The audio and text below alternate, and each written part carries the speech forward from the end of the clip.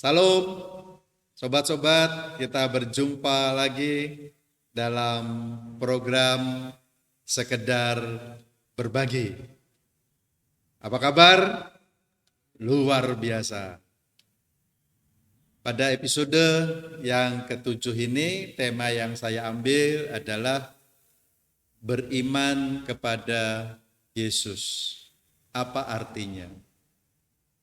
Beriman kepada Tuhan Yesus berdasarkan dari cerita dalam Matius 14 ayat 22 sampai 33 yang diceritakan di sana bagaimana Petrus dan para murid lainnya sedang mengalami kegalauan yang hebat ketika di perahu mereka diguncangkan dengan ombak, mereka mengalami kekhawatiran dan melihat Yesus berjalan di atas air.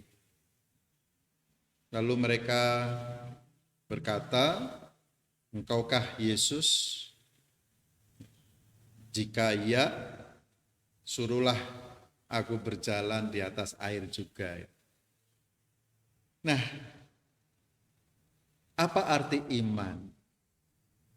Apakah beriman kepada Yesus akan menjadikan Petrus mampu berjalan di atas air? Ternyata tidak. Dia tenggelam. Apakah beriman kepada Yesus berarti kita akan mampu juga berbuat seperti yang Yesus perbuat?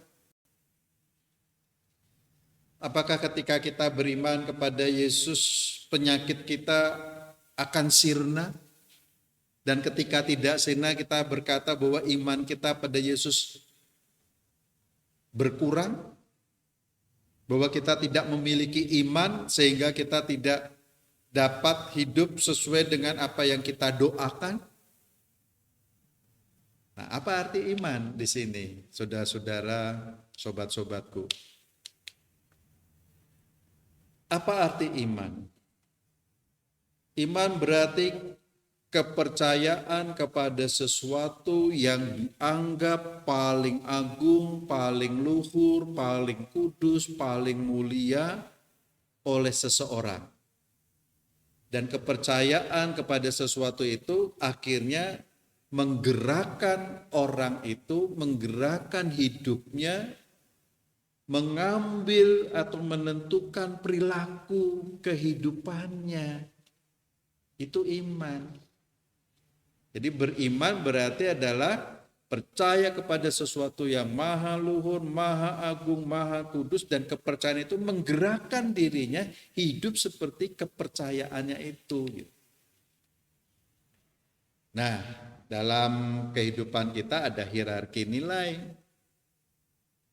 Itu tersier, sekunder, primer. Kan biasanya ada nilai itu. Primer adalah pangan.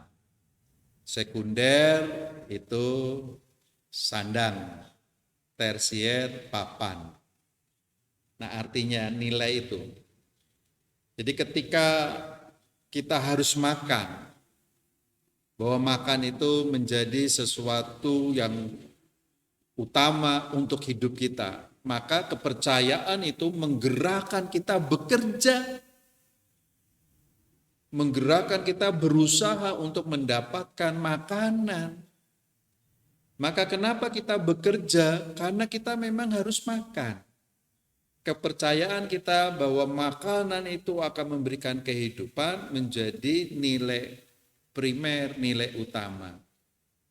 Oke, sekarang kita sudah bekerja, bisa makan sehari 3 kali.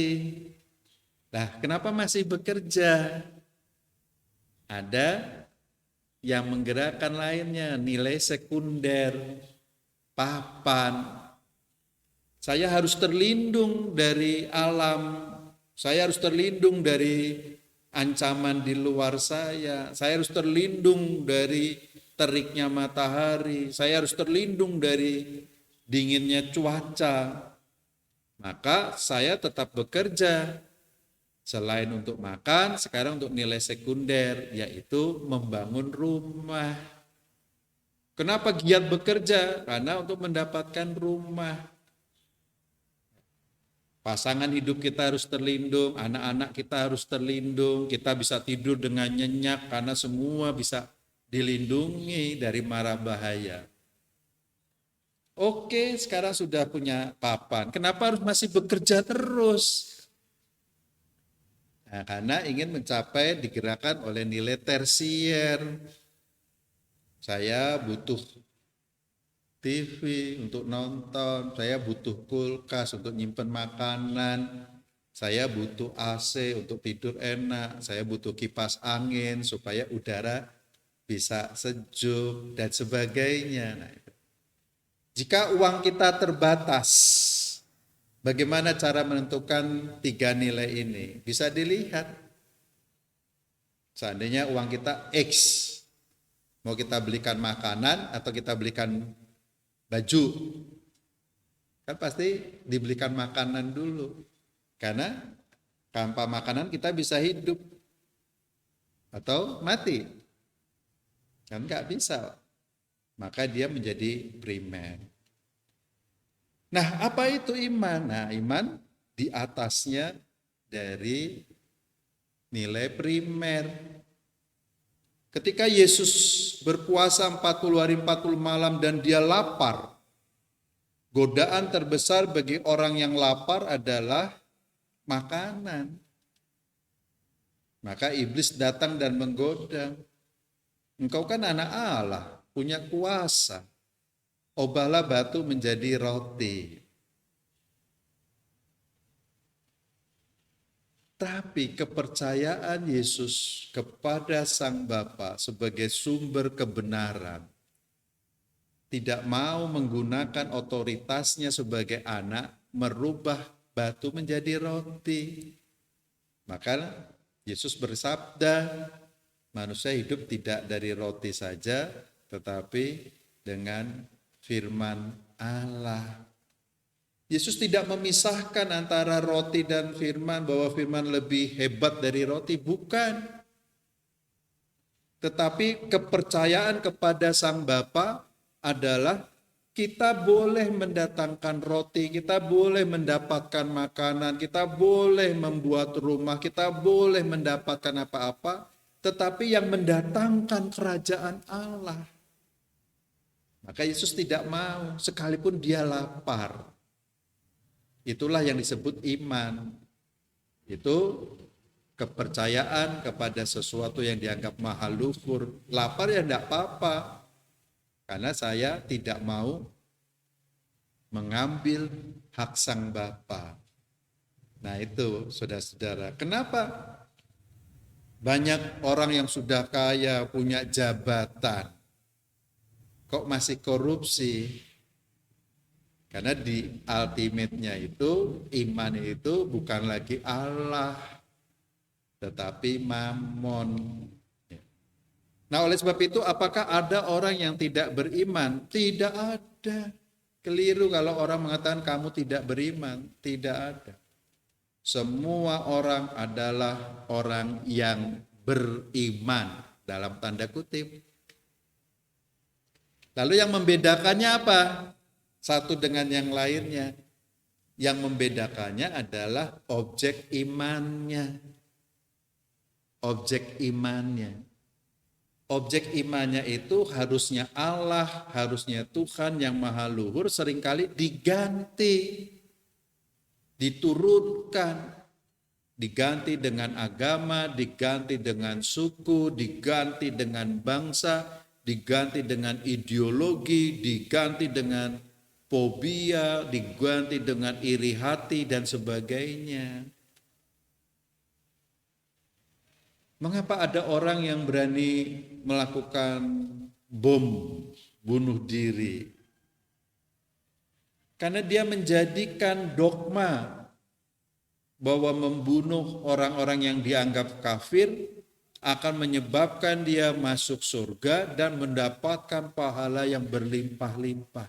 Maka Dia tidak beriman kepada Allah yang maha luhur, Allah yang mencintai, Allah yang mengasihi. Tapi di ultimate-nya, imannya dia ganti dengan dogma.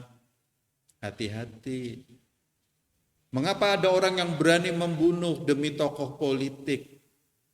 Karena tokoh politiknya dijadikan objek iman. Siapa yang mengganggu tokoh politik yang ia sayangi, dia siap mati untuk sang tokoh politik. Mengapa banyak orang yang akhirnya bisa membunuh jutaan orang Yahudi pada masa Hitler? Karena Hitler dijadikan sebuah ideologi. Ketika Hitler mendengungkan Deutsche Christentum, kekristenan Jerman, orang sangat membanggakan. Yesus digeser, diganti dengan Hitler. Akhirnya orang membunuh. Seolah-olah membela Kristen, membela kekristenan, tapi malah justru mencemarkan. Nah itu, kenapa orang berani membunuh? Karena suku dijadikan Tuhannya. Siapa yang menghina suku saya berani hancurkan orang itu suku lain. Padahal di ultimate yang sejati adalah Allah itu sendiri. Seharusnya objek iman sejati adalah Tuhan itu sendiri. Nah, disinilah saudara-saudara yang membedakan. Semua tetap beriman, yang membedakan adalah objek imannya. Objek iman yang sejati harusnya Allah itu sendiri. Tuhan yang mencintai, Tuhan yang mendoakan, Tuhan yang mendatangkan keselamatan, Tuhan yang mengampuni, bukan ajaran-ajaran, bukan agama, bukan dogma-dogma, bukan suku dan sebagainya. Apakah iman atau kepercayaan itu statis atau dinamis, berubah? Iman itu dinamis, tidak statis. Mungkin agama kita, katakanlah agama Kristen di KTP, sejak lahir mungkin sampai mati tetap Kristen. Tapi belum tentu dalam pengambilan keputusan kita beriman, iman Kristiani, belum tentu. Nah, inilah yang disebutnya dalam pengambilan keputusan etis, keputusan moral dari perspektif baik dan jahat, benar atau salah. Ini keputusan iman. Iman berfungsi di sini. Nah, pada saat Yesus mengalami pencobaan, disitulah imannya berfungsi. Contoh, ketika kita lapar, satu hari sudah tidak makan, kemudian anak kita membutuhkan uang sekolah. Tiba-tiba kita menemukan dompet. Kita lihat, wah, ada uang. Apakah ini Tuhan memberi saya supaya saya bisa makan, bisa menyekolahkan anak? Tapi ketika dibuka lagi, di situ ada KTP pemiliknya. Akankah kita mengembalikan atau tidak? Nah, disitulah iman berfungsi. Ketika kita lapar, kita membutuhkan uang untuk anak sekolah kita menemukan uang, tapi kita tahu ini miliknya siapa. Dikembalikan atau tidak, itulah keputusan etis yang berdasarkan iman. Yang kita jadikan objek iman kita, uang dan kelaparan kita, atau kemuliaan Allah. Maka ketika kita beriman kepada Tuhan, ini bukan hak saya, ini miliknya orang yang mempunyai, saya kembalikan. Dia berarti beriman, keputusan etis bahwa uang bukan segala-galanya. Karena di situ memang ada pemiliknya.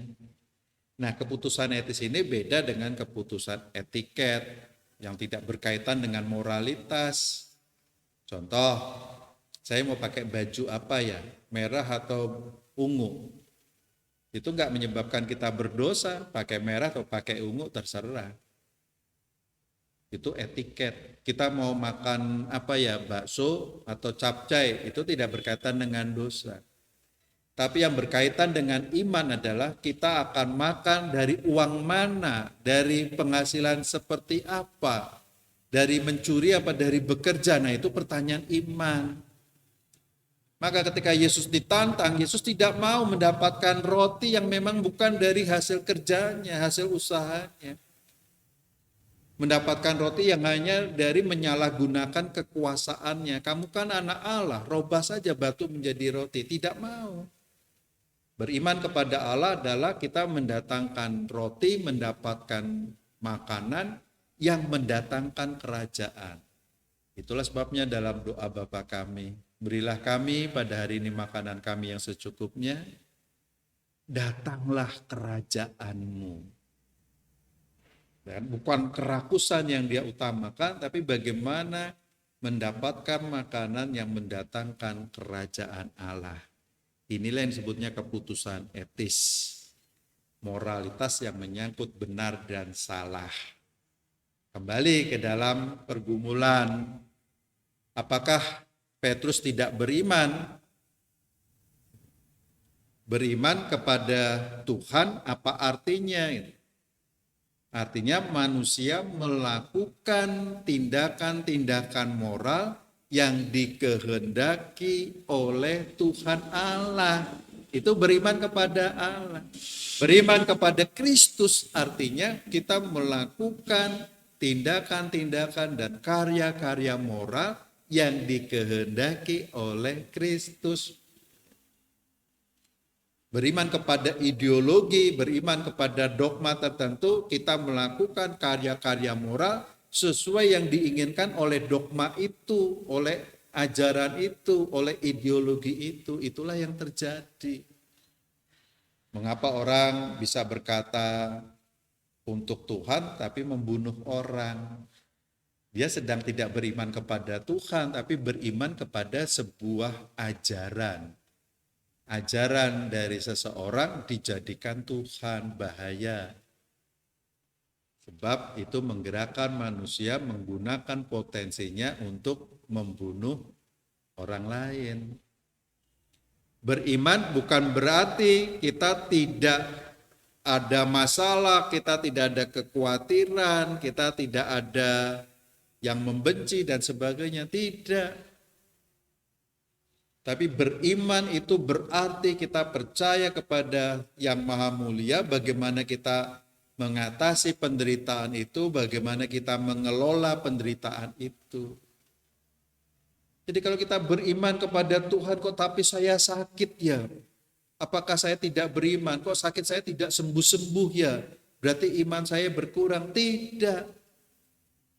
Beriman kepada Yesus berarti kita mengelola penderitaan itu sebagai kehendak Allah untuk kita bawa, kita tangani, kita imani untuk mendatangkan kemuliaan. Bukankah Yesus juga menderita?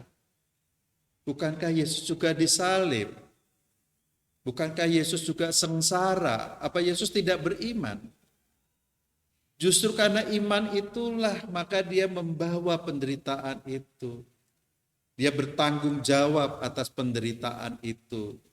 Karena penderitaan itu akan membawa kemuliaan Sang Bapa, akan mengembalikan harkat dan martabat manusia. Maka penderitaan itu adalah cara Yesus beriman kepada Sang Bapa. Apakah tidak menderita dan lapar, tidak mau merubah batu jadi roti? Oh sangat.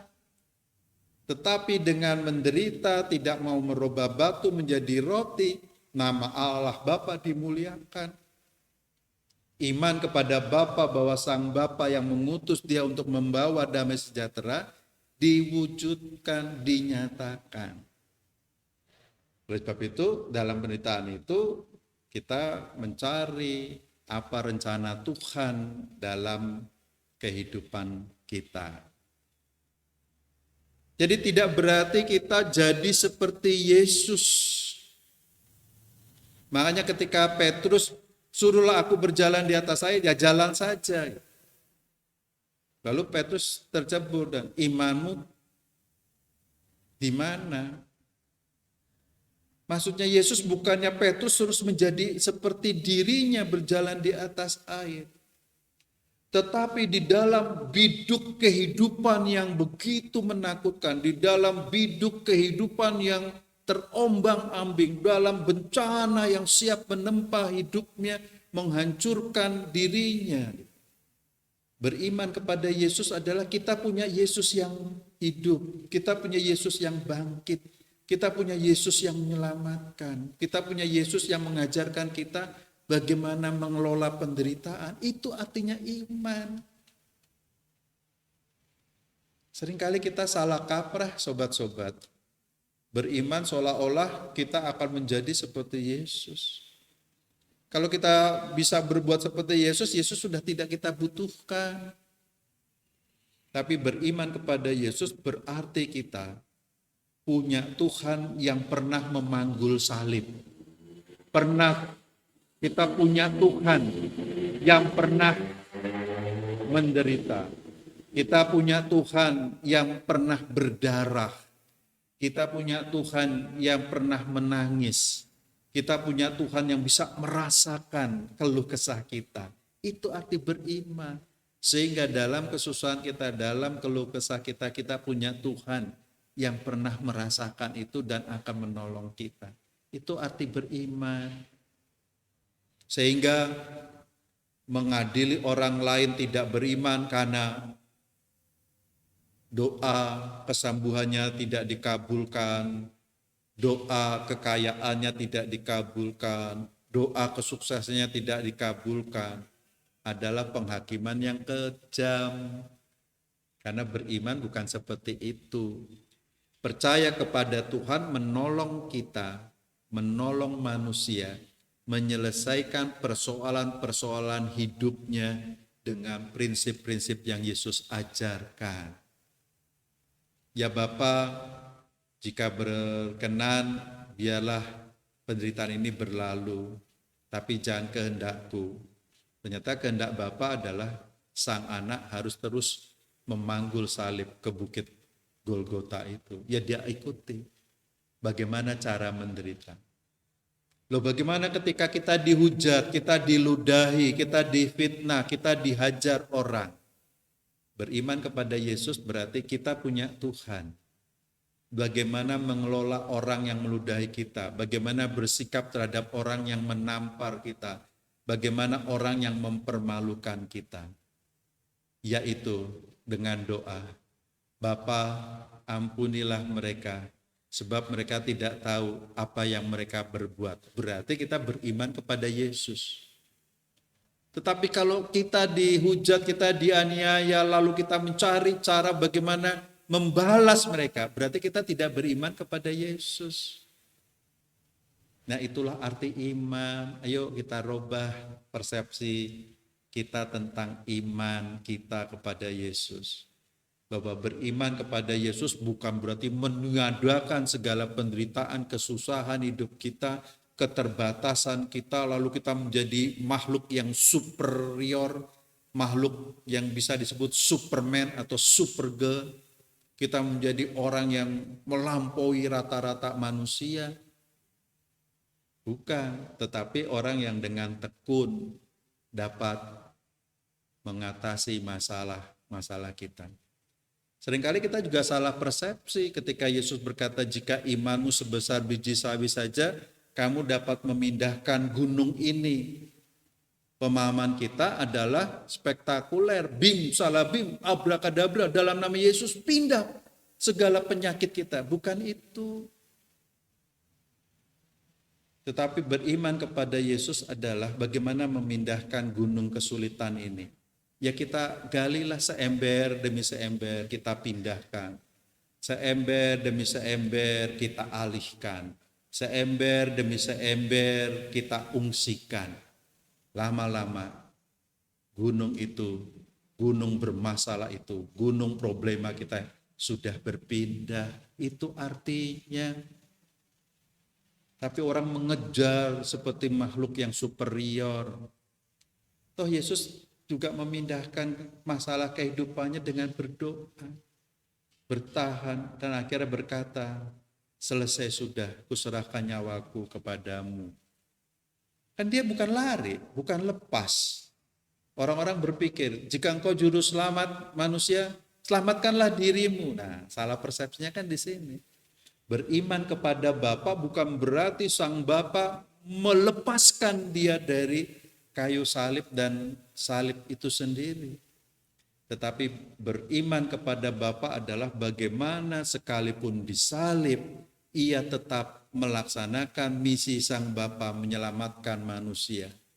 Ya Bapa, ampunilah mereka, sebab mereka tidak tahu apa yang mereka perbuat. Lalu doa itu dijawab dengan apa?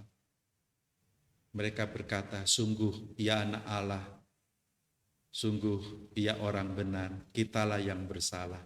Maka orang itu diselamatkan. Begitu saudara-saudara dan sobat-sobatku.